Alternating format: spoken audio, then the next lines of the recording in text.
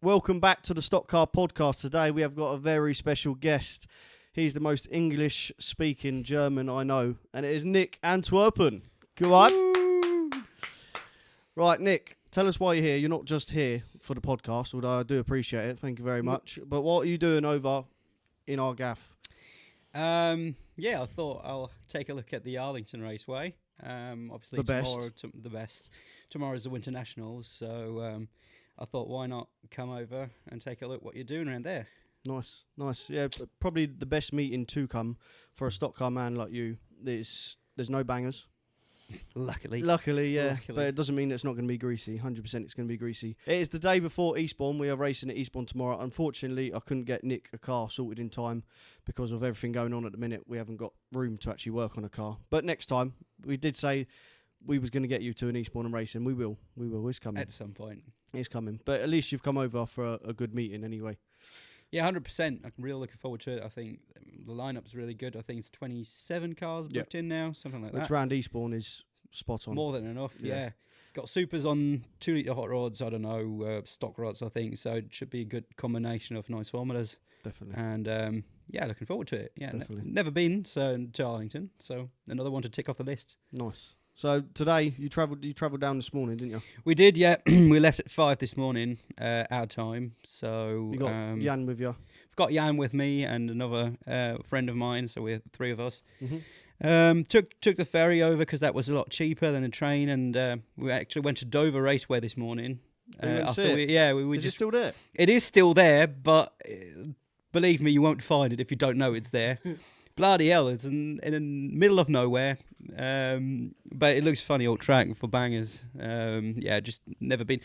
It's a good thing, with weekends like now, you have a bit more time to just relax and hang out and talk to everyone, and maybe because it's just 10 minutes off the road, and I've passed the bloody track 100 times, but I never really had the time to just you're always stay. Busy and you've got somewhere to be. That's it. So I thought, why not take the opportunity now and just quickly take a look at Dover. Yeah, that was funny. Yeah. Funny old track, mate, believe me. Bit different when we went over to Germany and Holland. Nick ended up showing us Venray, and then he's come over to England, and he's got a bit of spare time, and he goes to Dover. But it's a track there, and people got to short oval race at it. 100%, mate. Yeah, at the end of the day, I think the people there have just as much fun as we have at Venray or wherever. Of course. It's not about the facilities, is it? It's more about the racing and the social. Definitely. And I can imagine down there it's probably quite good, that sort of side of it. If you actually make it out of the pits with a lorry. I've never been there. Never been there, mate. The hills there are steam. You probably have to go flat out first gear to get your lorry up them hills. Oh, wow. I remember. I don't know how they do it. On the podcast with Bromley, wasn't it? Bromley was talking about Dover, and he said the same thing. So Funny he grew up there, racing there. Right, enough of today. Then let's get started with what is your most earliest memory? Obviously, being a German driver, mainly racing in the Netherlands. But what's your earliest memory with you? Your dad was obviously a big name. Probably either Poster or the old Venray track. Mm-hmm. They are two locals, and back then my dad used to race left-hand drive saloons, which they still have bloody old cars, all like Escorts and stuff like that. It's ridiculous. Strange looking things. Yeah, so he used to do them for years and years. So that was basically my racing background when I was little, when I was 4 or 5, and at that time they still had the old track at Venray, which still is the same way to the track, but the track was on the right. And then because some random bird that apparently thought he could stay there settled down on the track, like in the infield, they closed the whole bloody track. So because the owner of Venray is pretty rich, he's one of the, 100 richest man in the Netherlands or something like that. He said, okay, just leave the old track, I'll build a new one. So he just took like 10 million euros and built a huge new track right next to it, which is super, super funny. But that's crazy. It is crazy, yeah. But the old Venray track is basically what I can remember most fondly of my childhood around racing. And then obviously we pretty soon started to go to the UK as well. Dad always used to go with his left-hand drive saloons just for world finals. He'd race in his left-hand drive saloon? He did, yeah. In the UK Saloon In the World UK Final? Saloon World Final, yeah. Like back then, What year is this? you know, probably, I think his first World Final was probably, I know he hired some cars off Barnes and stuff in the 90s. And then I think the first time he went over with his own car must have been 2004. So he done the 04 Lynn World Final in a bloody Talbot left-hand drive car. 2005 Mildenhall World Final in the same car, left-hand drive. And then 2008, he did Cowdy World Final for the first time, but that was in a hired car of ASD. ASD? Yeah, Was it? Scotty, yeah, Scotty's. Yeah. So that's how long we know Scotty. And then after that, he got his own right-hand drive car, and we used to do UK full-time. But so there was no right-hand drive saloons at that time? When No. He got one, It's he actually just got one to race in the UK. Yeah, it's actually quite a new thing in the Netherlands. We only started going the right way around in 2017, I think, something like that. Right. So before that, there was just left-hand drive saloons, and that's that's basically what everyone was doing back then in the Netherlands, saloon-wise, because they didn't really have another option apart from doing UK full-time. But that's a huge commitment, and so not everyone obviously is willing to do that. So any contact racing, you had to do the left-hand drive saloons, unless you wanted to go, well, stock car wise, I mean, unless you wanted to go to the UK. Yes, basically. For saloons, definitely. You obviously had F1s and F2s already. Yeah. You could do them, and they were all brisker spec. They were the same spec as the UK. That's it. Yeah. But with saloons, no, you didn't really have an option until 2017. So that was the golden step, really. They did, and brought the English saloons over. We'll get to that. Before we get to that, because that's obviously you've played a big part in that as well. Before we get to that, you're racing. So obviously your dad was racing left-hand drive saloons, going over to the UK. You was going over with him as a child. And then where did you start? You didn't start in the saloons, did you? No, I started in the mini stock, which is the Dutch mini stocks. It's not more like it's more like a junior rod formula. Right. It's non-contact. We're all racing with like Toyota Starlets P7s front wheel drive. To be fair, they were a good formula to start off. I mean, they were easy. You couldn't do too much. Very on them. basic, just to learn your racecraft. That's it. Yeah. Basically, you could do a few tweaks on setups, like cutting off the springs and stuff like that, but nothing overly major. So it was good to also get used to that part of racing. You know, also equipping your car properly and all that. But it's not been too dear, and you couldn't really, put racing out or not, That's it. So it still is a good way to start, but I didn't really have another option back then either. So I had to go with that. How did you get on? Quite good actually. In my first season, I got second in the points. I was leading the points until the last meeting, but then I got nervous and fucked it up. So I ended up being second. I think in my second season I finished. Then we built a new car for me. That wasn't going well. I got, I think, fourth in the end in the championship. And then in the third year, that was the year when I was about to turn 16. I was leading the points in like July or something. But because it was non-contact, and I was always seen as a saloon boy, we had a lot of infringements with like contact, black flags and stuff like that, and with people not liking the way I drove.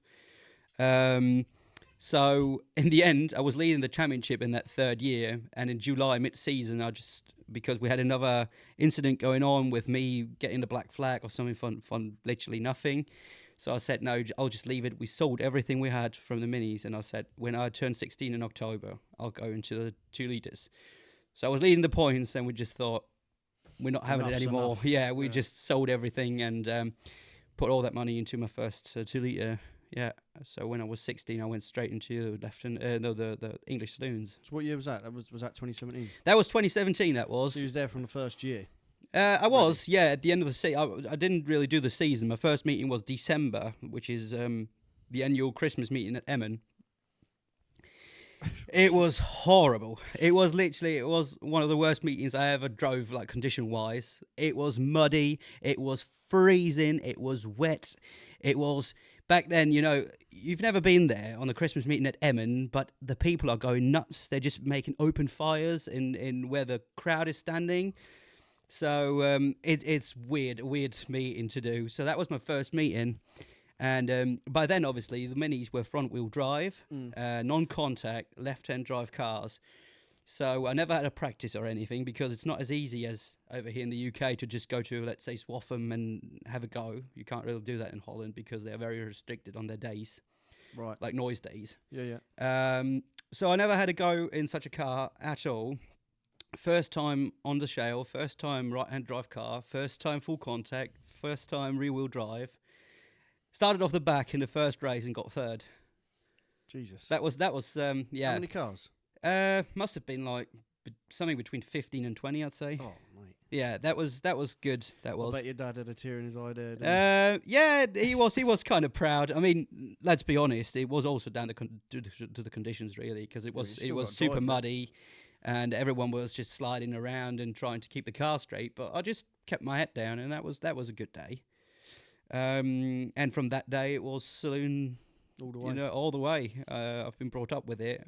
As I said, we've been a Saloon family for 30, 40 years now, and that's all I've ever known. So there was now no discussion about what was going to do with it anyway. It was bought for you. It was yeah. It was just like, yeah, okay. What are we going to do? Yeah, 2 litre saloons, obviously. Well, that seems to be the case with families in our sort of racing. Very rarely, if you see like a top saloon driver, let's say for instance David Aldous and even the granddad as well. Yes, but then you know what I mean. You very rarely will then see them going to something like National Hot Rods or 2 litre Hot Rods or something. Yeah, because they're not that inclined in their head, are they? And you see that's one example. That's Polly, isn't it?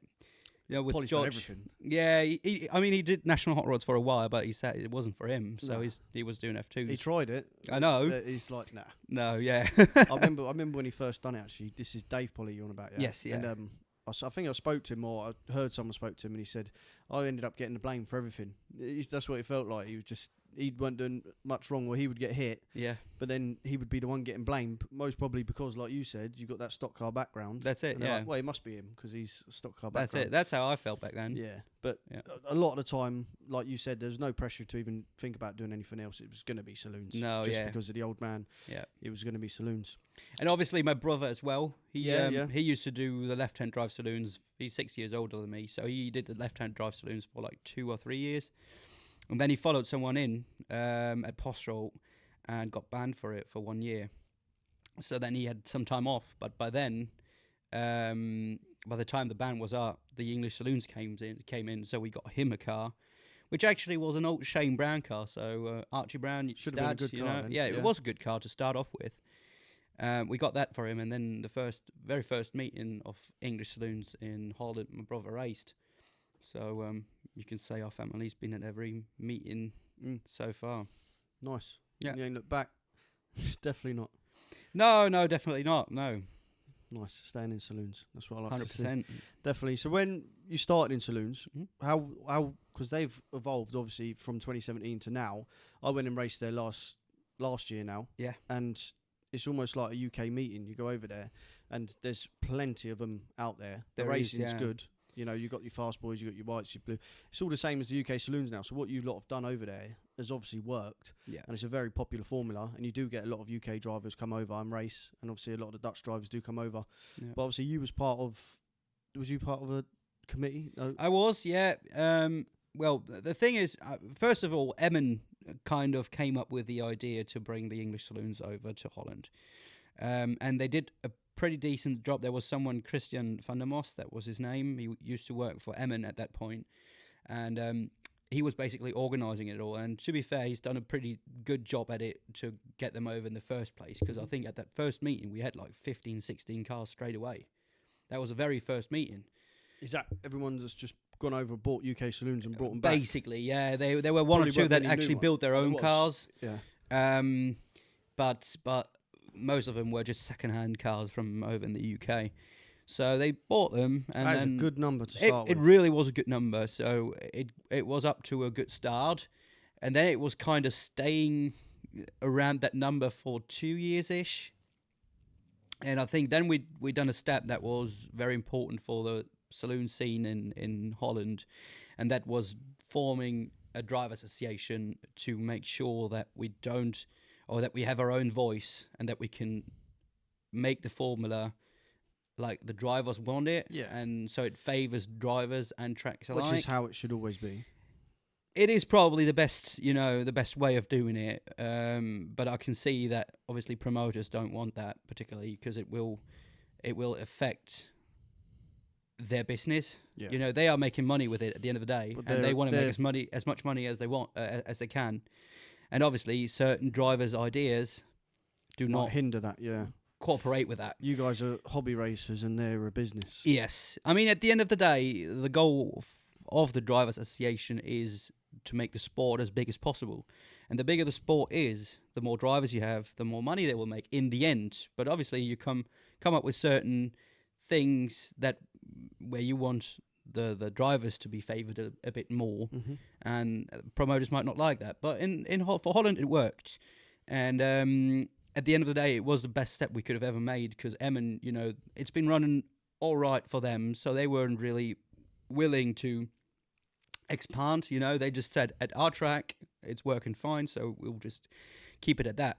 But at a certain point, Because obviously this formula has then got to go to all the tracks in Holland as well, because it's not the same promoter. no, You have all different promotions in Holland, so you have to then convince these promotions Yes. as well. Look, take our formula. it all works a bit different in the Holland than compared to the UK. So in Holland, there is not a single track. Venray maybe. Venray is a business, but everything else is owned by clubs. It's not really someone behind that wants to make a lot of money on the racing, but it's more like clubs They just that want, really they want to race. they want to race and they want to put meetings on. So that obviously is a complete different approach. And that helped us as well because they were a lot more. They were happier that we were actually trying to help them with their work because they all don't really earn money with it. Obviously, the club needs to make some amount of money to Some sort of reinvest profit, and yeah. stuff like that. Yeah, yeah. But at the end, there's no one sitting behind that saying, "Okay, I want to make a fortune with this." So that helped because they trusted us a lot more. So they said, "Okay." When Christian van der Most left Emmen, I said, "Okay, let's form the Drivers Association." I think we officially put it up in 2019. So it's an official club as well, the association, where all drivers are members. When you buy like a license, you pay a thing like you'd pay an RCI fee here in England. We pay a DCDA fee for the Drivers Association. I think it's 30 quid a year, or you can pay per meeting. I think it's 5 quid per meeting or something like that. And this association actually organises everything from A to Z with With the Dutch stock cars. with the Dutch saloons. So we make up the fixture list. We talk to the tracks. Okay, when can you put us on? Which meetings are maybe available? We decide what majors go to what track.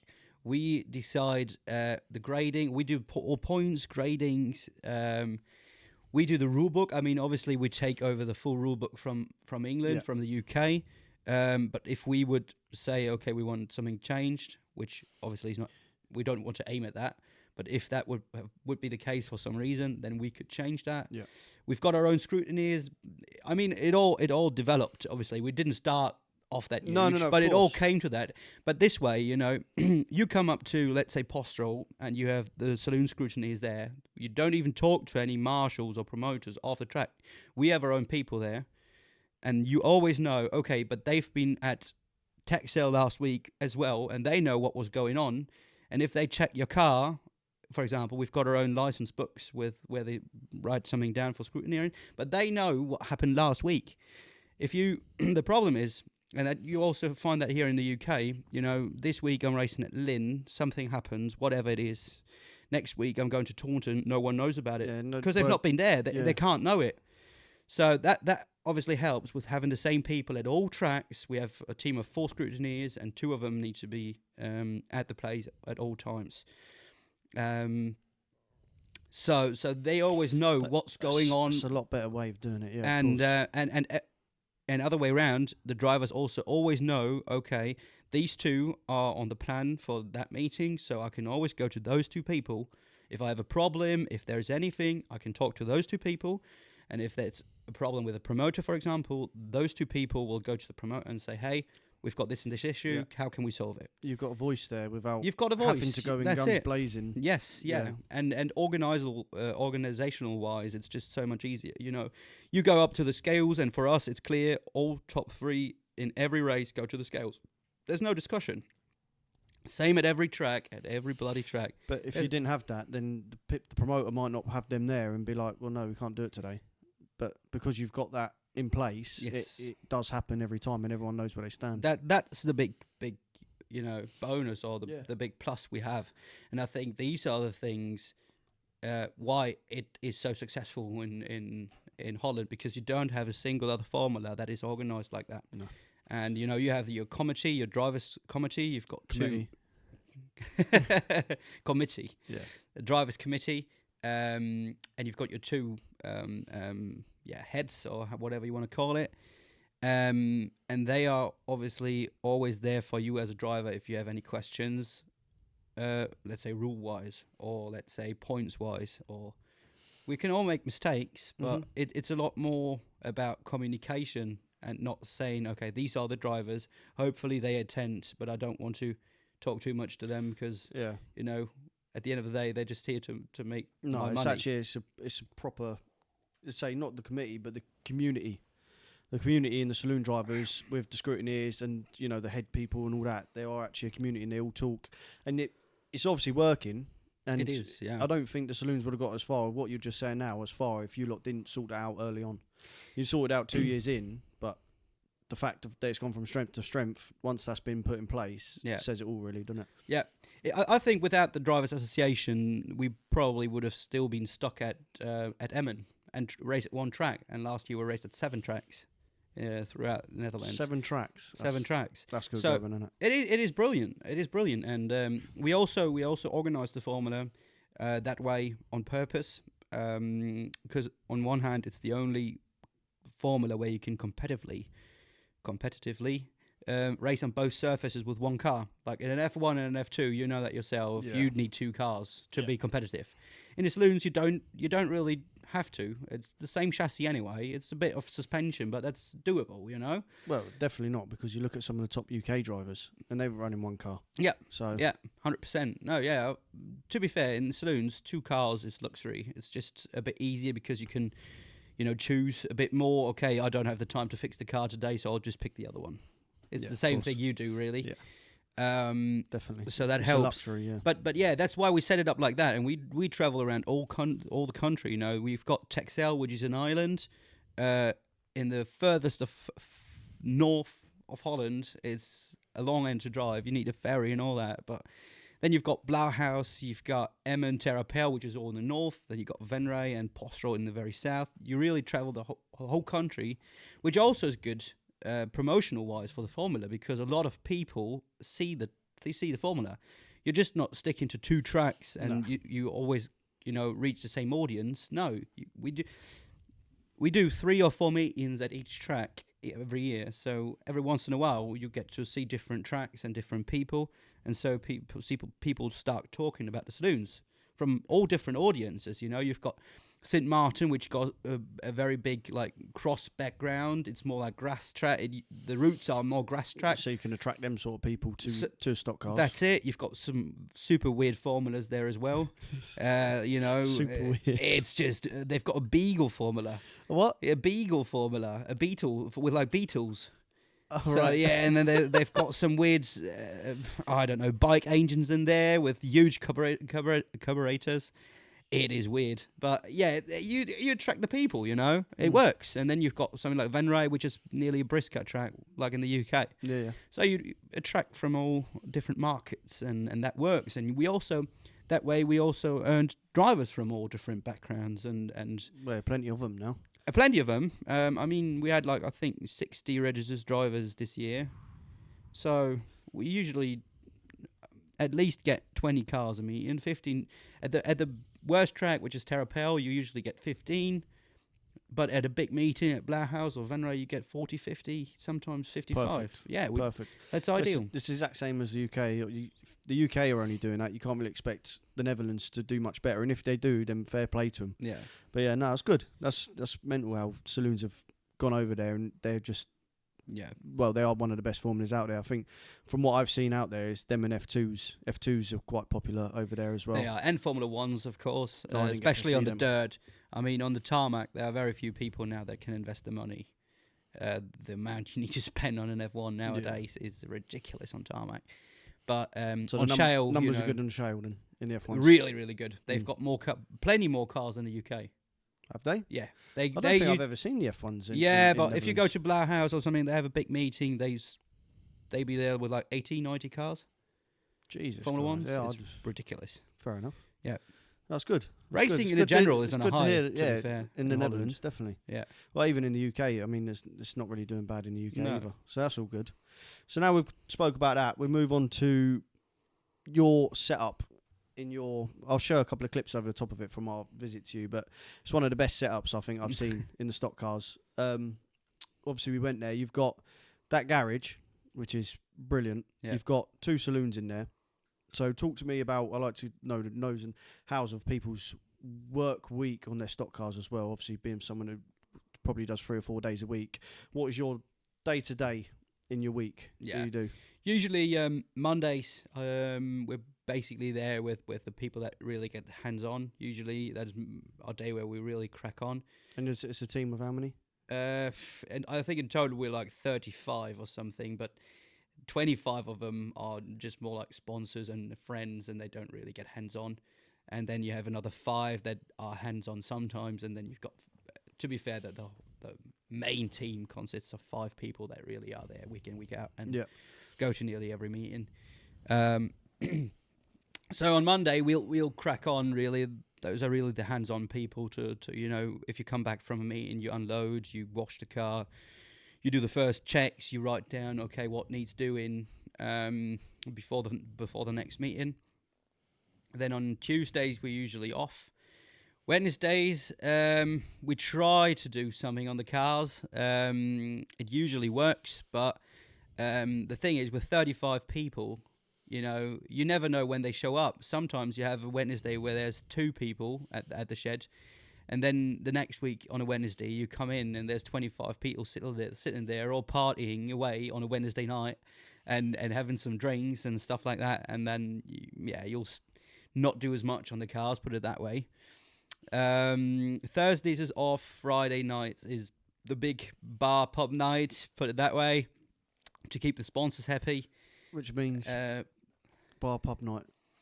Yeah, the thing is, in Germany, the pub culture is really dying out. You don't really have any pubs anymore and stuff like that. They're all closing down. So the team basically started off with like 10 people, which was a group of friends of my dad.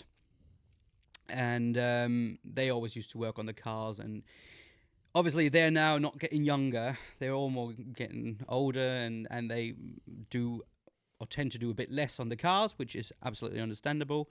But they still like to turn up and to talk to the other lads, To and distract everyone. and they distract everyone. But they also, I mean, at the end of the day, fair enough to them. They've been sponsoring me and my dad for years and they've years, been there for decades forever, yeah. sometimes. And they just want to know what's going on, and it shows that they have interest in my racing and my brother's racing, and it shows that they want to keep involved, want to stay involved, but they just can't lay under the car anymore and change a gearbox. It's just not working when you're 60-something. So they still turn up, distract us sometimes, obviously, but at the end of the day, we have a little system. We say, okay, it's €1 per bottle of beer. And we've got a huge fridge. You've seen it. I've seen the fridge. There's plenty of that. So before we run out of beer, we'll probably run out of cars and spares. Right, yeah.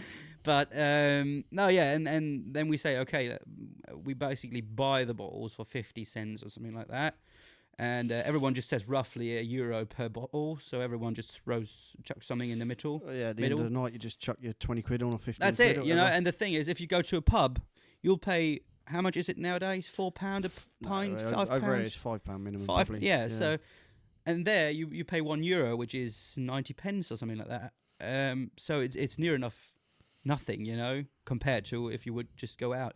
So people just tend to enjoy to come to the garage instead of go out, and then they'll pay their little bit, and it sponsors our racing massively. Like, I think I've bought probably the last few seasons 5-6 engines from that steel shops. Everything, mate. It could Yeah. pay for absolutely anything. Any little bit helps, and especially if you've got 30 people in there, Yeah. all chucking in even 10, 20 euros at the end of the night. That's what it is at the end of the day. You know, no one is coming up to me and saying, "Here's an envelope with 1,000 euros." No one's doing that. But it's a tenner on Wednesday. It's 20 quid on Friday. It's maybe another tenner on a Sunday. Which Or is still about probably a tenth of what they would pay nearly in the pub. yeah. So That's it. So at the end of the day, it's a win-win. You know, the people are enjoying their night, probably even more than if they would go to a pub that's nearly closing down because there's hardly any people left in there. And they are with their friends, and it helps us racing. So at the end of the day, it's a win-win. And the system, it just works for us, you know. when you told me about that for the first time, I was like, wow. And then obviously we see your garage and see, even when we turn up then, there was 5 people there having a drink, having a smoke, you know, just enjoying themselves. And it's like, oh, we've got some race cars in here. But no, to hear that is brilliant. And it's probably like, I know you say it has its downfalls with some people getting distracted and you might not get as much work done. But I probably would rather have that, you know, and them helping out with the money side and the good social than obviously being in the garage on your own, you know, and 100%. I mean, out. It's crazy. Like you're used to it obviously now, but listening for everyone listening and for myself when you first told me, I was like, that's just crazy. You know, it's brilliant. And it's especially you're saying like going out now, pubs and that, it costs so much. It's just ridiculous. Yeah. But you go there, you have a good social, you got some stock cars to look at. I can imagine some of the old boys like, what are you doing there? No, don't do that. And you're like, mate, leave out. Yeah. it gets to that point, obviously. And the boys, they've done stuff different. And my dad, he can always be, how can I put it? He likes to moan at some occasions, you know. He always, you know, he's just got his own mind like I have as well, and we sometimes just clash and we fall out with each other. But the good thing is, after 50 minutes, it's all sorted out again. Yeah, of course. Yeah. But obviously, like old men are, you know, they've done it like that for 30 years. So why would you scale the car on a Friday night? Have a drink with us. You don't need that. We've never done that for 25 years. We're going racing on Saturday, mate. That's why. So, yeah, you know, some of them do understand why I do it. Some don't, but it's not really important either. Well, you know what you need to do for your racing. And obviously, you might get a bit distracted, but you know how much work you've got to get done. And obviously the team as well, your core team that are there, they know how much work's got to get done before you can then go, all right, we'll leave it for tomorrow. Yeah. I'm not going to lie, it can go on your nerves sometimes, especially when it's getting, you know, when you have a closed time window. And then you say, okay, probably scaling is probably the worst thing to do when people are there because you need to think about what you're doing and about the numbers. So it starts with the fact you put the car on the scales. Before you can even look at the scales, there's 25 hats looking over it. They don't know what the numbers mean. It's not important, but they need to see. Oh, why? Okay, what is he looking at? Can you explain me? What's it saying? No, I can't explain you. I'm trying to get my fucking car done for tomorrow. Yeah. So it can get annoying sometimes, but in that moment, you just need to think, okay, but tonight's another 2 tyres, so just let the people do the thing. You just drink up. There's another bottle of beer there if you want it. Drink up. Yeah. That's it. So you really just need to think about that and crack on. And at the end of the day, don't get me wrong, I can call myself very, very lucky with all these standard I have and all the facilities and people around me. 100%. It's brilliant. Definitely. I love it, mate. It's just seeing it is brilliant. Yeah. But talking about now saloons, obviously you started when you were 16, went straight into them. But at what point did you start coming over to the UK? Because obviously doing saloons, I know you're still in the Netherlands and it's still going to cost money, but you're one of the probably most travelled German foreign drivers in the saloons. You are, definitely. Yeah. So definitely in saloons. I think, was it last year you done the most? Last year I've done 13 meetings in the UK. Yeah, that Jesus was that's hard. Going. That's what I was saying. I want to talk about. Obviously, you've gone from just racing in Holland, and then it's like right now it's time to go and race with these boys. Yes, because I mean the difference I think is I grew up with it. Like I said, you was going over there anyway. As a child. He got fed up with the Dutch left-hand drive saloons. in like 2008 or something, so I was 7-ish. And then we got the first Andy Muse build national saloon right-hand drive car. So my dad took me, from that moment, my dad took me everywhere. I can remember my first meeting in the UK was in Mildenhall, just a Saturday night. And then I can't even... What, racing? Your first racing? No, that was when I was still watching Dad. That was when he started doing the UK full-time. And then one season we did 15 meetings, I think 16 meetings in the UK. So that was our full-time from 2008 till 2012, 13. So for 4 or 5 years, yes, because my brother, he started doing mini stocks at that time, so I still kind of visited the Dutch track sometimes. But I've been more in the UK than I've been at Dutch racing, because Dad's was doing the 2-litre saloons full time. So he took me to Skeg, to Lynn, to Mildenhall. He took me everywhere he was racing, and that's also, where my understanding comes from, and my English language. That's how it came along. From a young age, being over here. That's it. Mingling with obviously the English boys as well at your age, whatever, Yeah, and then you find friends because you are on the track so often. I got to know a lot of people from the UK, so we started online racing together. So you're speaking even more, and it just goes on and goes on. And then in 2014, that was kind of done with racing saloons because they were getting a bit too hard for him.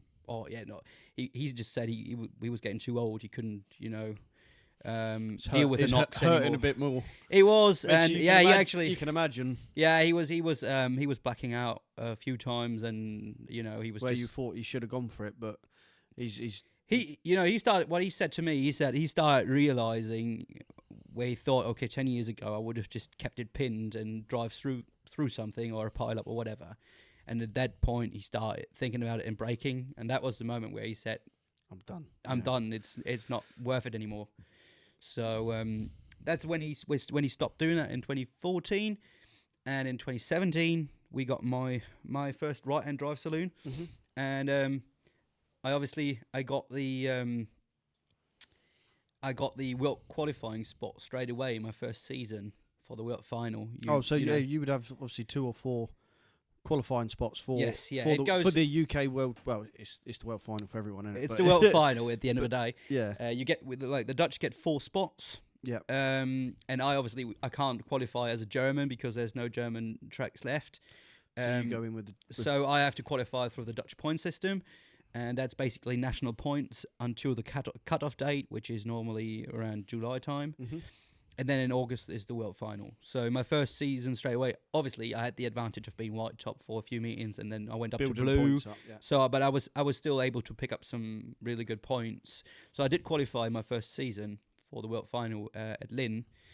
And was that your first time over in the UK racing? It was. World final at Lynn. No one really wanted me to go. Wonder why.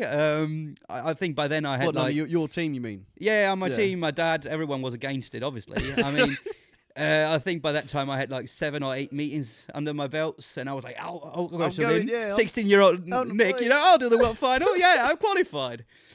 So everyone was against it, but with my strong head, put it that way, and strong opinion, I said, I don't mind how, but I'll go somehow. I'll get someone to pull me there. You all stay here. I'll go. Yeah. So at the end of the day, I got them all convinced to at least go. I think they were still unhappy with it, but I kind of got them there. 16-year-old just qualified for his first final. That was my big argument back then. I said, yes, I know I'm just 16. Yes, I know I've just done so many meetings, but I qualified for it. So I was good enough. I was in between the top 4 in Holland, so I was good enough to, get my ticket and go for it. So we went in the end. My World final lasted about, I think, half a lap. Then I ripped my front corner off. I had a puncture. That was Frank was right, wasn't he? That was a funny experience. Gets even better. Back then, the infrastructure we had, and that was a lot less than we have now. Nowadays we have big welder, a lorry, all that stuff. Yeah. We had nothing like that back in 2018, whatever it was. So it was van and open trailer. We literally had 4 tyres. On a Mondeo car trailing. Yes, yeah. We literally had like 4 tyres with us, 2 spanners, and that's about it. So went out and they got everything welded up again. I don't know. I think we just borrowed the welder from someone. I don't know. Went out in the Consi. Raced, I think, 2 laps. Hit Timmy Barnes. You know Timmy Barnes. Mm-hmm. Hit him, I think, about 5 times in 2 laps, and he followed me in. So my Consi, Welcome to the UK. Yeah, my Consi lasted about 2 laps. So I'd done, I think, a total of 2.5 laps. Then my gearbox was smashed up, and then Dad stood in front of me. So how are you going to pay for the new gearbox then? And I was like 16-year-old Nick. You know, I still went to school. I don't know.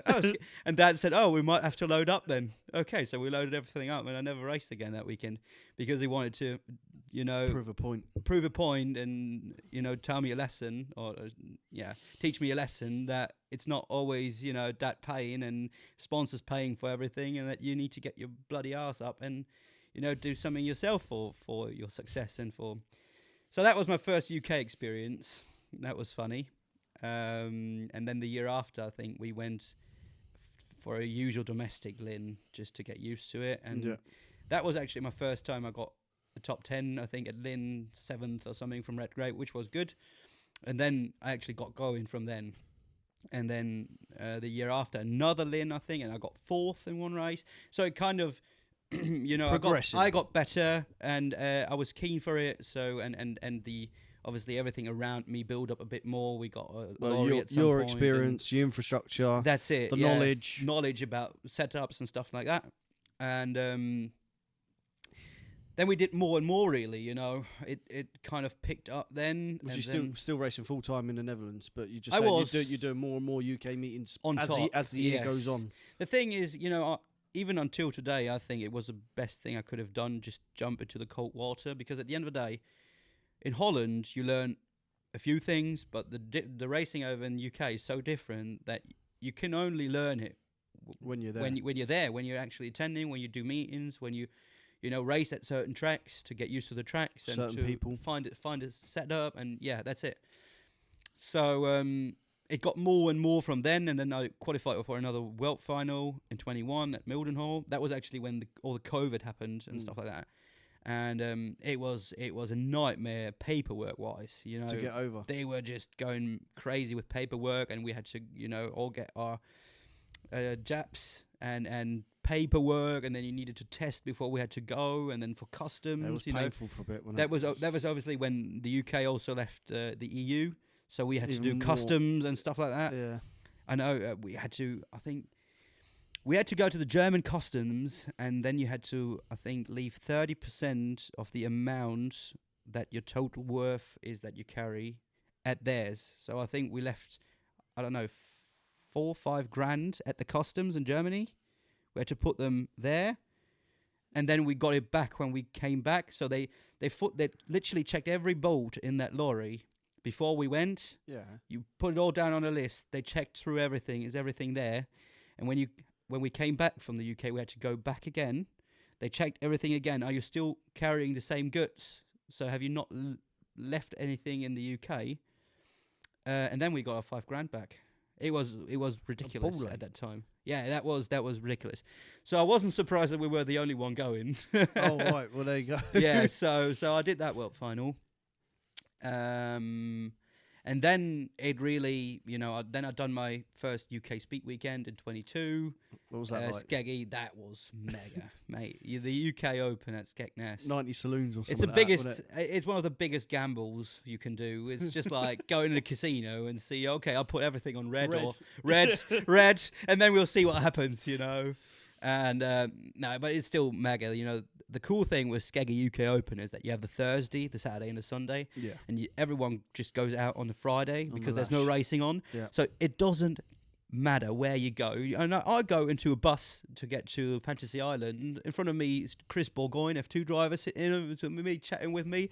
Behind me, some random, I don't know, Formula 1 geezer, whatever it was. It doesn't matter where you go. It's just STOCKCAR people all over. They're just taking over. They're just taking over the whole bloody city for one weekend, and so that's great atmosphere wise. And then I just, you know, I'd done Taunton World Final at that point then, and it all progressed from then. So you was doing just the big meetings, but then, as you say, like last year, you've progressed to then just coming over for domestics as well. Just Yes, obviously you're racing, coming over and racing in the UK is probably, so say like all the level there of the Netherlands drivers, you coming over to race in the UK just ends up sticking you probably above a lot of them, like skill wise and knowledge wise. Yeah. Because there's people over, some people in Netherlands obviously will never come over to the UK and race. So you're gaining all that knowledge, and even if you speak to one person over there and they give you a little something, or Hints, yeah. you know, or something happened, worked at that track of your car, and you think, I'm going to try that back there. Do you know what I mean? That, for example, yes, but it's what I felt like. The Dutch are also very, very good at setting up their cars, probably even better than the English. But You reckon? I think so, but that's more like because we don't do as many meetings in Holland, so you have a lot more time to prepare your cars. And believe me, the top drivers in Holland, their cars are Giles cars. They're all Giles cars. They're all painted. They come out with not a scratch. There's not a single bolt that's too long. Everything is measured 5 times before they go out for the first time. Unlike a Jack Mail car. And then and then you have like, I don't know, whoever. The thing is, over here in the UK, they race week in, week out in them 2-litre saloons. You can't keep them up to that standard. You just can't. So that's why I'm saying the Dutch are probably even better at setting up the cars. Car preparation. Car preparation is a lot better because they have a lot more time for it. On the other hand, driving wise, especially in traffic and hard stock car racing, that's where the people are lacking, and that has helped me out quite massively a few times in Holland. That I'm just used to 30, 35 cars, and when we have them big races in Holland, then I already know, that's going to happen. This is how we're going to do it. Yeah, you just drive different. I always had a driving style that was quite risky, put it that way. I've always been someone that likes to put in the bumper compared to a lot of other Dutch drivers. But yeah, that definitely helps. Yeah. And so this year I just thought, okay, let's do some more domestics, because you know that yourself. I already said it earlier. The majors, they are a bloody gamble, ain't they? You can be the quickest car out there, but if you have 3 bet races, you get pushed from post to pillar. That's it. It don't mean nothing. You can't say the car's done that or that. I've just been out with 46 cars at Skeg in the bloody Raven Gun Memorial. How am I supposed to tell what the car done? What's the car? Is it set up all right? Yeah. I don't know, mate. Yeah, no clear track. I have no idea what you're talking about. No, yeah, that's it. So I'm happy that I'm still alive, mate. So leave me alone. Yeah, but so the domestics help in that matter. Let's say you do a domestic Lin and set your car up, because there's not 40 cars trying to kill you. That's it. Yeah, you have maybe at least a few steady laps around, and you can tell, okay, the car's actually done that or that. Which you can't really do at majors. No. Majors it's just troubleshooting. You try to do something, but a lot of the time your car will come off bent compared to when you went on anyway. That's so you try to change something and it don't work. Yeah. So that's basically why we said, okay, let's do some more domestics. And we still do the majors, but yeah, no, of course. But I was just saying, you have last year. You pushed and done more domestics, and obviously that is the reason why you need to try and get that experience. So when you do come to the majors, you're not, because obviously before you'd just be turning up to the majors, you don't know what to. You don't know what's going on. No, true. But you go and do the domestics. With obviously, if you're going to be racing at the top end of the UK, you need to be doing them to get your car right, prepare your car, set your car up. So when the mayhem kicks off, you're half prepared. You're never prepared. I think the tarmac's half as bad, to be fair, because you always have kind of the same conditions. Yes, it can be a bit greasy sometimes or stuff like that, but it's a lot more similar, and you kind of know what you're coming to. But especially on the shale, the UK drivers, the local drivers, have such a big advantage already, because Timmy Barnes, Ryan Sentry, them lads that are absolutely flying around Lynn, they are racing there every 3 weeks. Yeah. So they've seen that track 20 times before. They know. And next week's track, they've seen that 20 times before. So they know how to dial their car in before they've even been out. And I'm going out, and then I can say, okay, the car's done that, and then you change the car to a certain direction, and the track changes, and then you end up with nothing. That's one of especially on the show. I'm feeling like this year was really frustrating, because I felt like I was always chasing the track rather than really sorting your driving out. Yeah, chasing other cars. Pace. Yeah. And they're just so far ahead with that. They're just so far ahead. It's almost like they've got 6th sense. I've noticed that when we go to Lynn, and you do see the same, even in the 1300s, you do see the same people at the top, no matter whether it's wet, dry, bloody mud bath or whatever. There's 2 or 3 at Lynn in the 1300s that do seem to come through every time, and the rain didn't happen until we got out on track. How was he still at the front? Yeah. But they know the Shale boys. That's it. But that's just from the experience racing week in, week out, which hopefully you'll be able to get there with that. Keep sticking at it. Yeah. And then you can say, yes, we've got dirt tracks in Holland, but they're so different. I remember you saying that to me before. It has actually.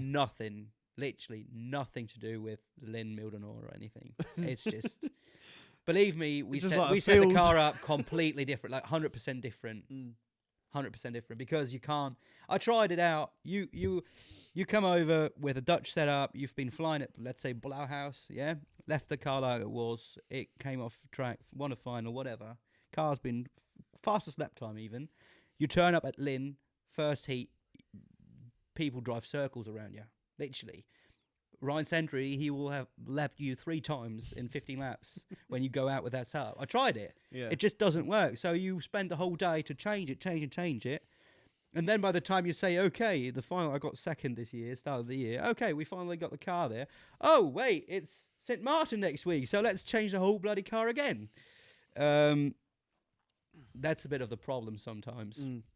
While, Ryan, Timmy, all them, I think between...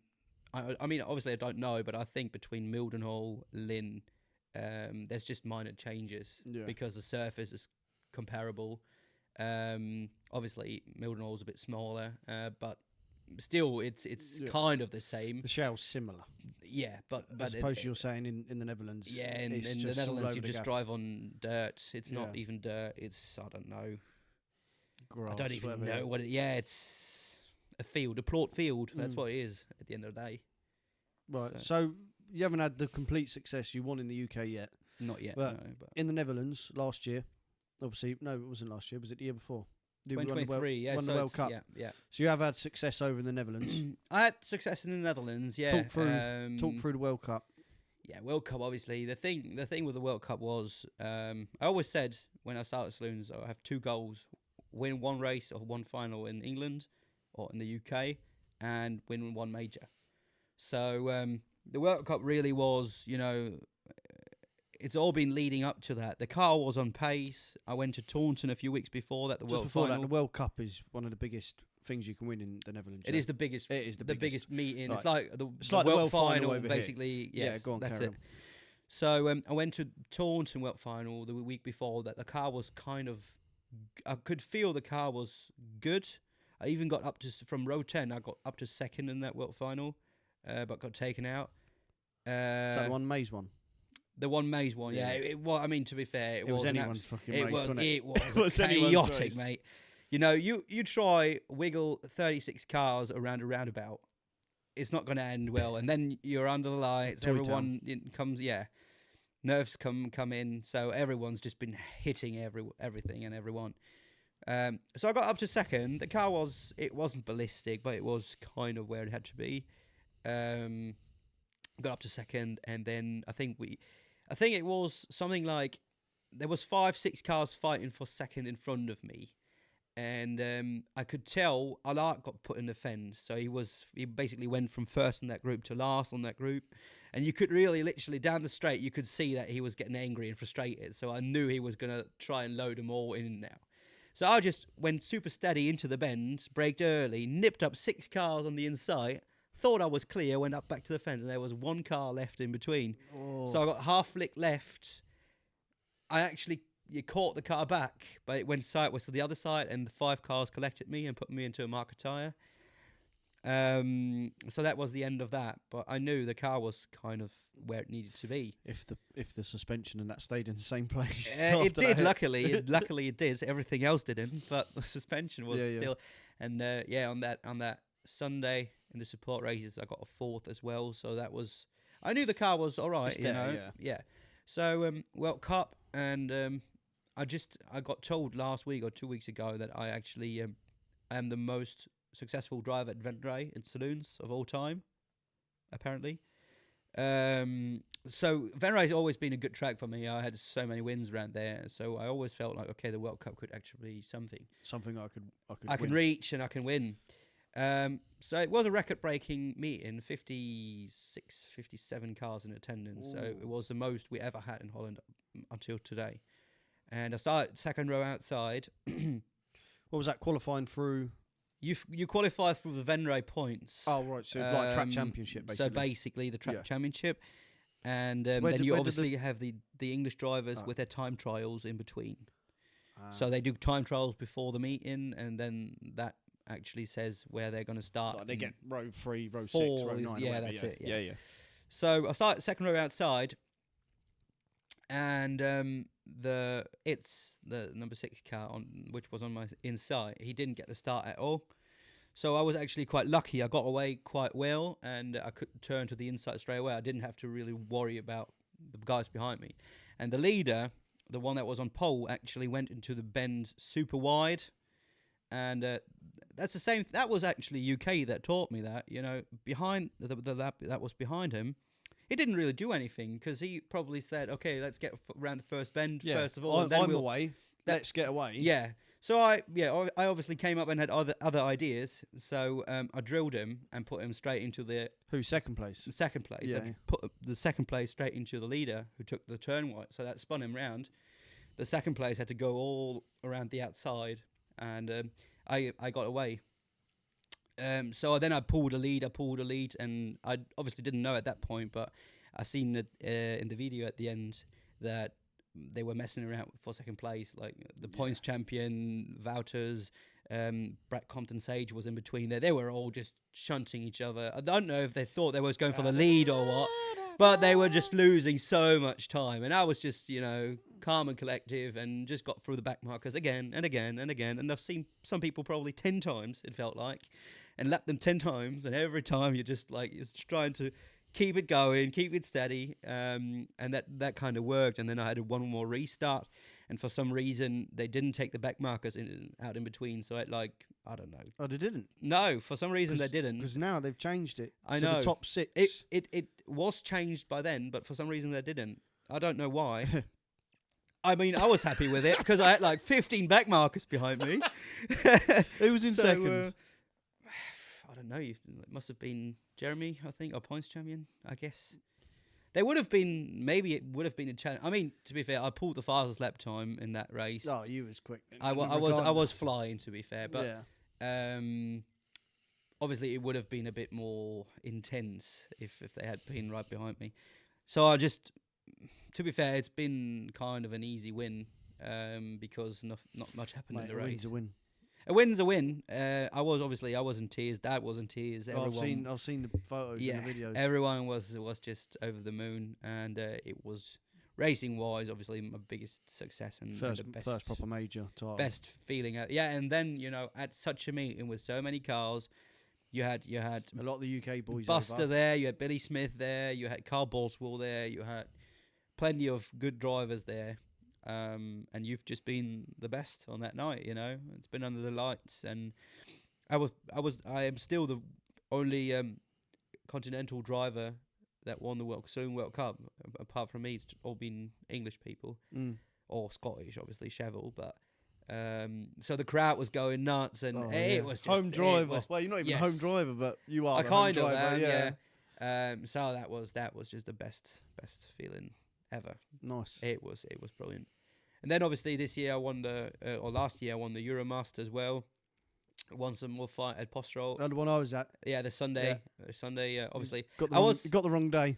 I got the wrong day. The Dutch Open would have been better. That's the major. But even in that race, I was in third, catching up to second. I tried to move. Didn't you have a few English drivers in the way? There was, yeah, it was. I mean, Brett Compton Sage. I'm not taking any sides here. He was leading it. Phil Powell is, I'm not saying best buddy, but they're always travelling together. He was in second. I was third, and King Wool. 27, wasn't it? 27. Yeah, he was in fourth, and he's also from down the West Country. So I was in between that sandwich, and I I know what you're to saying. be fair, I need to admit, I didn't even realise Kingwell was behind me. I thought he was a back marker or something because he started quite far down, but he was super fast in that race. So I went for my move at Powell, but he just gave the hit away to a back marker who absolutely rattled the fence. Absolutely rattled the fence. And I just got a bit wide because it was a bit greasy, wasn't it? Or a bit wet still. on the first day. On the first day. Yeah, it was wet. So I just got a bit wide and he spun me out. One of them days. But yeah, I won the final on the Euromaster on Sunday, which is their local biggest title. And that was good. To be fair, I can't really complain about this year at all, or last year at all. I mean, I got second in the final at Lynn. By the way. I got fourth in the Raymond Gun at Skeggy. That was 40. Skeggy, that was 46 cars final from Champions Grade from the very back. Got fourth. Was it carnage? It was carnage, but I was up to second actually. But then someone spitted some oil all over the track, so I kind of got in a fight with Rowan Van Eye and Alfie Alders, who just 2 races before that Alfie won the UK Open. So we've been up there, you know. You've been fighting at the top. Fighting at the top, at the very top actually on the tarmac. Cowdy, I was going in the top 10 in the World Final. Never been to Cowdy. I've been there to watch, but not to race. First time there, World Final straight away. Cowdy. Everyone says it's crazy. It's crazy. Especially saloons around there. Believe me, Tebs, it's the wildest thing I've ever done. The thing is with Cowdy, what I found most hilarious about Cowdy is the fact that you need to be stupid enough to step in the car knowing you can't do anything anyway. It's literally, like we said earlier, put it all on red and hope for the best. You know, you go down that straight, it's not very long, so you don't have a lot of time to think. But if long. What, Cowdy? Yeah. It's not that long. No. The turns are very long, but the straights aren't that long. Right. Anyway, you don't have a lot of time to think. But if you start thinking, looking into your mirror, you see, I don't know, Stevie Honeyman, Zach Gilmore, and Joey Reynolds behind you. You look in that mirror and you think, if they want to drill me, you can do anything. You can do anything you want. You won't stop the car from going over the fence. They almost put them over the fence, didn't they? Every time. The thing is, you nearly hit the fence already just with driving around. Yeah. And there is just no space to hide. Believe me, every other track I've ever raced, maybe Lynn, even Mildenor, Skeg, whatever you have in Holland, you can do something, even if it's just going on the infield. I mean, I wouldn't do it, but it is a good feeling to know I could do that if I wanted to. If I wasn't feeling right, you know. You can't do that. At Cowdy, you don't have an infield. You don't have a not racing line. You just get absolute smashed up if they want you. If they want to have you, you'll go over that fence. That's the place to do it. And that's that's what got to me the most. Knowing or dealing with that pressure, knowing you've got a maniac like Stevie Honeyman or bloody Joey Reynolds behind you.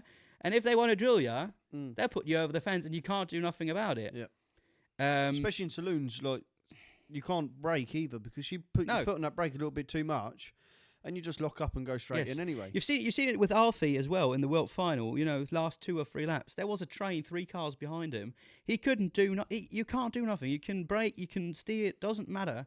If they stay on the throttle, you go flying. Mm-hmm. And that's just Cowdy for you. Either you have luck and you get through, and like Archie, you have 1 scratch on your car after 25 World Final laps, or you're caught Nick Antwerpen and your bloody seatbelts come loose. Yeah, or you're called Alfie Alders, and you know, it's crazy. That's something I want to experience, definitely. A 2-litre saloon around there. Cowdy, it's the most ridiculous thing I've. To be fair, it was the nicest moment I ever had. The atmosphere there. Well, World Final night. Electric. Yeah. It literally is electric. It starts with the pits. Everything is so packed because it's so small, you know. Have you ever been to Cowdy? No. Not even to watch? No. No, yeah. It's in the middle of a city as well, like, you know, Academy. I've seen it on the maps. Yeah. So you just turn left and there's that stadium and everything is super packed. And, you know, we've got a lot of people in our team that go stock car racing in the UK for decades, and we have one or two that actually attended at Saloon World Finals in the 90s. Also at Academy, and even they said it was top 3 World Finals they've ever seen. Like, they've never seen Cowdies so packed as it was for Saloon World Final this year. It was ridiculous. The atmosphere was brilliant. It was just, atmosphere-wise, it was the best thing I've ever done in my life. It was the biggest buzz ever. On the other hand, obviously, you need to turn up there and know, okay, we just spent 10 grand on going to Scotland. And much? It was, I mean, the total trip was 10 grand. Obviously, we split the costs between all of us. But if you count everything together, diesel, the ferry alone was 2.5 grand. What, for you, for everyone in the lorries and all that? No, in total. But the ferry for the lorry, it was 2.5 grand. Did you go to Dover still? No, you went further up. We went from Rotterdam to Newcastle. So obviously you didn't have to drive as far. The diesel bill was a bit less, but 2.5 grand. Yeah, but it's usually... And then we still had, like, I think 12 or 13 of us that went flying. So Jesus. Yeah, but at the end of the day, you need to realise, you just spend 10 grand in total. Not myself, but all of us together spend 10 grand. And if you're unlucky and... Well, like your first World the Final. driver behind you doesn't like you or whatever, you just go flying and that's your weekend. Yeah, you need to be mad for it, don't you? 100%. So now you've said that, I did want to actually speak about what sort of costs it costs you going from Germany. Obviously, normally you go to Dover for most meetings. What sort of cost is it for a normal? Say you went Kings Lynn. Yeah. Just so people that are listening knows what sort of commitment you have doing all these domestic meetings plus all the majors. Cost from Germany to go to Lynn last weekend. What sort of rough cost? It obviously depends on what meetings you're doing. Are you staying in a hotel somewhere, or are you just Lynn last week? Lynn last week. So that was 350 quid on ferry for the lorry. Probably 450 quid on diesel-ish. Yeah, and then obviously you need to pay any spares, any fuel you need for the car, for the saloon, anything you need in tickets for the mechanics. Yeah, and stuff you've got more than 2 people, then you got to pay for tickets for everyone as well. That's it. I mean, at Lynn we are lucky. We most of the time get more tickets for free because they appreciate that you're coming over. Oh, that's good. That's good. I didn't know that. Yeah, but that's more a Lynn thing. You don't get that very often. No. You sometimes get some travel money as well, but that might be... I was lucky at Cardi, I got 100 quid, but that's... What, for World Final? Yeah, but that's the highest. Thing is, it's still better than nothing. No. It helps, every little helps, you know that yourself, but it doesn't cover the costs at all. No. And that was, as I said, that was a cheap trip, because we only went... We left 2 a.m. in the morning, went straight to the meet, like you would go straight to a meeting, straight back home, and that's it. No hotels included. If you do like a World Final or something, you have hotels, you have other fixed costs that you need to count in. So just from domestic meeting there, just to come over and race, it's not cheap, as you say. And then you've got the other end of the spectrum, which is going all the way up to Caldemy for a full weekend. Yeah, it's not cheap. Yeah, it's a time as well, isn't it? Like Cowdy, we left on Thursday morning and never got back until Tuesday afternoon. So just because how long the 4 ferry days takes. off work. Yeah. That's a lot, isn't it? That's a lot. And I'm super lucky. What I said earlier is that I have such a big team. Yeah, of course. And a lot of people, that sponsor me and help out and drive the lorry for me so that I don't have to drive through the night. I'll just go in bed nice and early and lay myself down in the lorry. I can just sleep on the way there, so that helps out massively.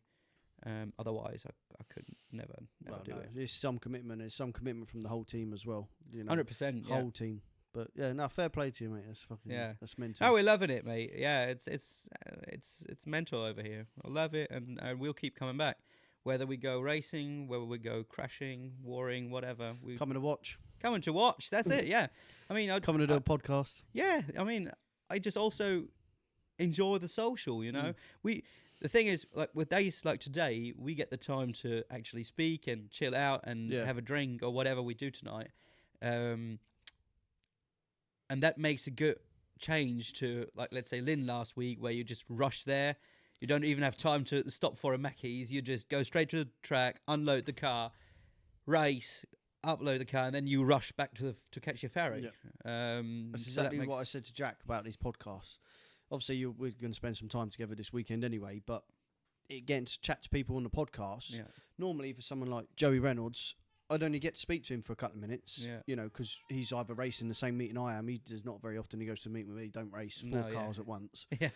So actually sitting down with him and chatting with him was actually quite refreshing, and you get to actually know their story. Same with you, and same with many other drivers that we do. 100%. Although we socialise with each other, you don't actually get the full socialising because you're racing socialising, but it's actually nice to you coming over like this weekend and you're not actually racing, you're just here for a social. It's it's different to, you know, racing. 100%. I mean, you just make friends, don't you? At the end of the day, it's all... Well, a lot of us racing, like, our friends are racing friends, aren't they? Do you know what I mean? You don't have too many people that are not into it, because in our heads, why are you not into racing? So why would you... A lot of the time that happens. But no, that's true. Last couple of things before we get off. 1300s. Obviously, you come over speed weekend. First time back in a front wheel drive since you was racing the mini stocks over in the Netherlands. First time locked diff as well. First time locked diff in the front wheel drive. Never had that. The obviously you let me have a go at post halt, and the only way I could really repay you properly was come and race at speed weekend. Both done weekend meetings. How did you find it? It was brilliant. Yeah, it was so different. I mean, you said that yourself. Obviously, by now I've also seen the vlog. The way you drive it. It's so different, and you need to be so much more cautious in a 2-litre. But I think that helped me in the 1300. Oh yeah. Because, you know, I did a lot of techniques that I used from the 2-litre, where you are overthinking, or you're thinking further already than all the 1300 people are, because you don't have to think that far in the 1300, but it still helps in kind of a certain way. So that has a lot to do with positioning and you know, positioning the car when you know you're getting hit or stuff like that, really. So that definitely helped. 1300 it was brilliant. I mean, I had the great situation that I could go straight and out in a brilliant car straight away. The Radom was absolutely flying. She was in both the wet and the dry. So that was brilliant. So everyone, you don't want to know how many people came up to me and said, you know, yeah, well done with a 1300, and people that have seen the videos, even at Cowdy, people, you know, with a grit walk, yeah, I've seen the vlog and that, well done on your achievements. But at the end of the day, what I think, without you, I couldn't have done it. Not just the racing, but especially the results and the pace I had. Because if you would have given me a bad car for whatever reason, even if it's not intentional, everyone would have said, "Oh, you know, look at him. He can't drive." Or he did pretty rubbish, didn't he? The amount of people that said to me, it was like, "Fuck me, Nick can drive, can't he?" And I was like, "He's smashing it, mate." I think you got fastest lap in the wet, and then you got fastest lap in the dry. As well. Yeah. I was about on PC's pace. Yeah, but when you look at lap 2, you did get fastest lap in the wet and the dry in both conditions. And for someone to come in a car they've never driven before, although our driving positions are the exact same, because when I jumped in your Saloon, that's true, I was like, this is how I would race. This is at home. This is at home. So far away. We both had that advantage of trading cars in that respect. You're not getting in there and being like that. Like, I've driven some people's cars.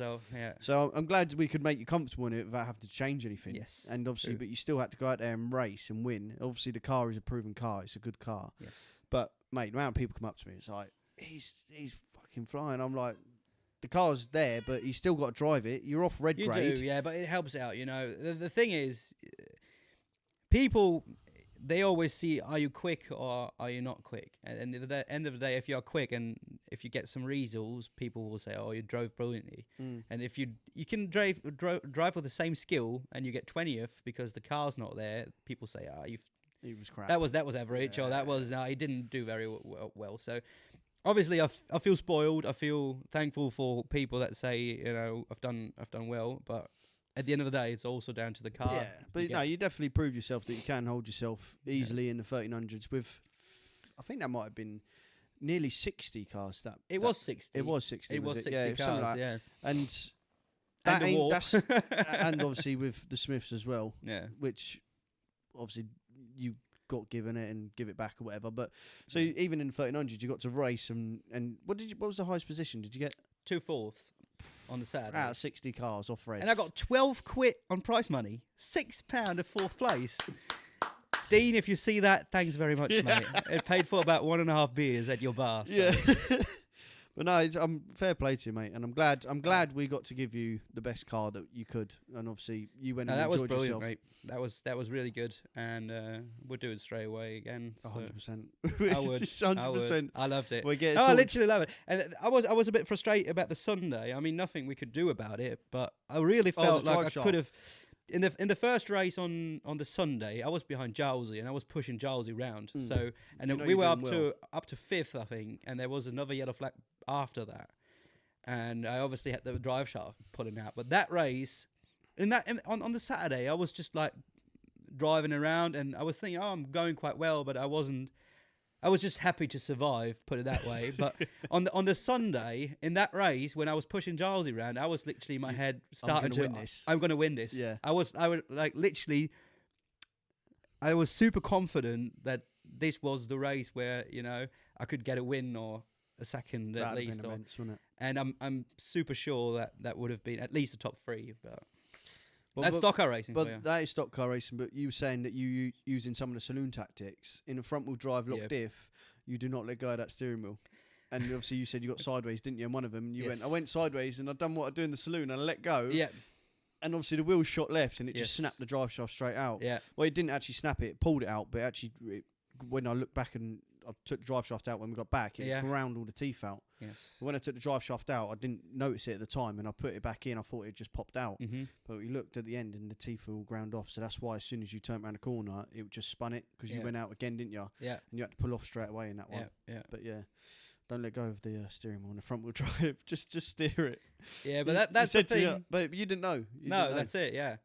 So it's just so different. You can't. You really have to feel it to understand how different it actually is.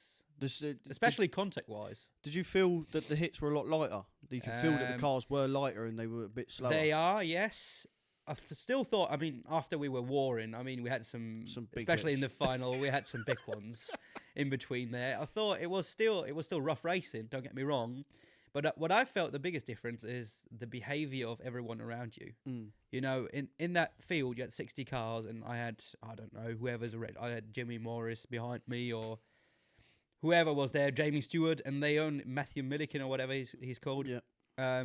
They just like give you little taps, and I was surprised on how easily everyone was driving. While at Skeggy, Raymond Gunn, it doesn't matter who you've got behind you, may it be Maisie, Cheval, Allard, they're going to drill you. Yeah. Straight away. There's no waiting and messing about. There's just carnage.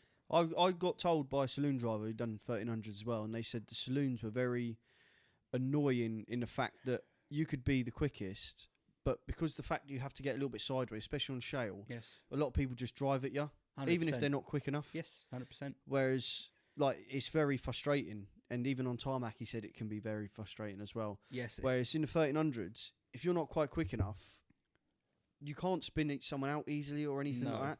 So if somebody slower comes up and hits you and tries getting you sideways and you survive it and they go past, they're wrecked, do you know what I mean? Yes. But in saloons, like if somebody's quicker and they go sideways, you just whack them in a certain spot, they're spun, and you're not quicker, but you can easily get away. In 1300, you can't get away as quick. You have to be quick.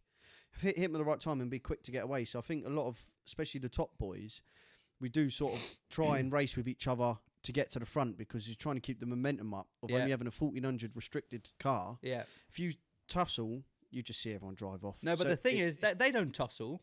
They just get rid of you straight away. Yeah. But that's also because the problem with the 2 litre saloon, like you said, you get spun out so easily. Even if they just hit you sideways, you lose so much momentum that people will still be gone. Yeah. So that's what the people do in 2 litres, they just drill you straight away, so they get rid of you. Mm-hmm. And in the 1300s, I felt everything was a bit more relaxed. And I looked in my mirror and I thought, okay, I'm going to get drilled. And I never even got touched because people are just driving it a bit more smoother than in a 2 litre. Yeah. While in a 2 litre, it's just carnage all the time. On the other hand, on the Saturday, especially in their first race, I felt like I went into it with my 2 litre saloon head. I hit, I think, quite a lot of people quite hard for how they are used to it, and it helped me out massively. Oh, yeah, definitely. It worked a treat in that at that first race. I just moved everyone. The thing is, in 1300, people know you're going to come in hard. If when you go past them, if they're sitting behind you, they think, I don't want to get hit that hard again. No. And he's going to come straight back past. So a lot of the time, they're like, I'd rather sit behind you. It doesn't happen all the time. But if you manage to get that sort of reputation anyway, it will be like, right, well, I'll just follow him. Because he's quick anyway, and you was ballistic. If they see you got that whack quite hard, go past, and then within a straight, you've already pulled 3 car lengths. Yeah. What's the point in them coming back in? No, true, yeah. And that you get left alone. Yeah. So that worked. That was good. Yeah, no, I'm glad you got to have a good go. It was mega experience. Good party night as well. Oh yeah, good social. Although the music has to get turned down a bit earlier than than we did at Poster Holt, but we still had a good social. Yes, 100%. Right, last question. Why 153? Because obviously your dad was 303. Yes. And your brother's now 303. Yeah, that was Where's a bit of the 153 problem as from? well. You know, in the minis I raced as 303. But then when I went into saloons, I had to think of something because my brother already had that number blocked. So I went back in our family history a little bit, in the family history book. And apparently, I found out that my dad's first number was 153 in the mini stocks back in 1983. So he only came up with a 303 mid-80s. So the first, I think it was just one season, to be fair. He raced with 153 because back then they couldn't choose a number. They just got one from the promoter. Oh, right. And that was 153 for some reason. So the next season he got 303, and then they changed it. You could just choose a number, so you stick with that. But that's where the 153 comes from. So it was my dad's first racing number. Nice. Yeah. I didn't know that at all. No, I think most people don't know that. Obviously, I mean, how would they know? But I think that's a little nice tribute to Dad. Good some way. Right, nice chatting to you. Cheers, mate. 100%. We're going to have a good weekend now, aren't we? Fingers crossed. Tomorrow you're going to do it in the random like I did at AP. Don't know about that. We'll see. But hopefully, Speed Weekend next year, this year, we're in 2025. Speed Weekend this year, we'll do the same again and see if you can replicate. Chop, chop. See if you can replicate it again. Yeah, and you're happily invited to Holland again. Yes. Both my cars are there. Definitely. Feel free to take one and have a go. That's what racing's all about, eh? That's 100%. what racing's all about. Right. Cheers, Nick. Thank you very much.